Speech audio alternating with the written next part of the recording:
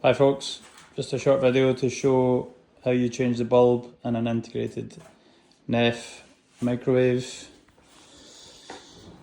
In my case, I have this model here,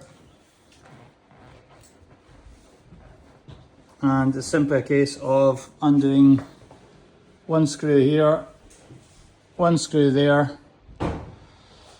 sliding the unit out, and then you access this little panel here, and the bulb is just sitting up in that corner. And the bulb you need is G4, G9 halogen bulb. I think this is 25 watts. Let's see.